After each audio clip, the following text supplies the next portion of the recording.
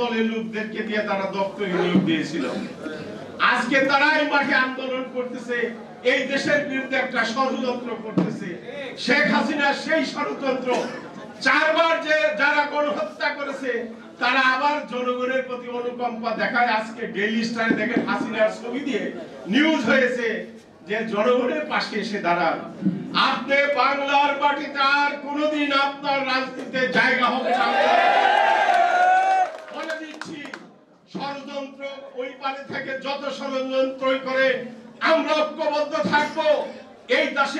এই দেশের মানুষের বিরুদ্ধে কোন ষড়যন্ত্র আমরা করতে দিব না, আমরা রুখে দাঁড়াবো, ঐক্যবদ্ধ থাকবো। এই দেশের মানুষকে নিয়ে আমরা আপনাদের কাছে এই ওয়াদা করে যাচ্ছি। পাশাপাশি আরেকটা কথা আপনারা স্মরণ রাখবেন, এই ষড়যন্ত্রকারী খুনি হাসিনার দূষণ জাতীয় পার্টি এরশাদ, রওশন এরশাদ, জিএম কাদেরের যে গ্রুপটা রয়েছে সবাইকে আপনারা চিনেন। এই ক্ষমতা দীর্ঘায়িত করেছিল এই ফ্যাসিস্টের শেখ হাসিনাকে যারা সহায়তা করেছিল তাদেরকে অবশ্যই বিচার করতে হবে। জীবনের শেষ দিন পর্যন্ত আমি ওনার সঙ্গে ছিলাম, আমি ওনার সঙ্গে রাজনীতি করেছি, ওনার সহকর্মী ছিলাম।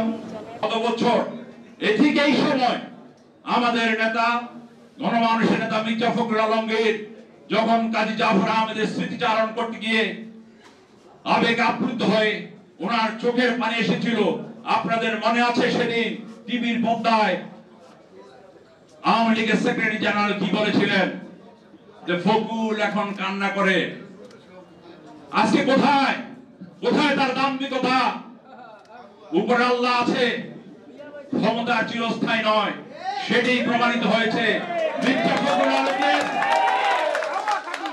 ফখরুল আলমগীর গণমানুষের নেতা, তিনি বড় হয়েছেন কাজী জাফর আহমেদ যখন ছাত্রলীগের রাজনীতি করেছিলেন সেই রাজনীতির ধারাবাহিকতার মধ্য দিয়ে।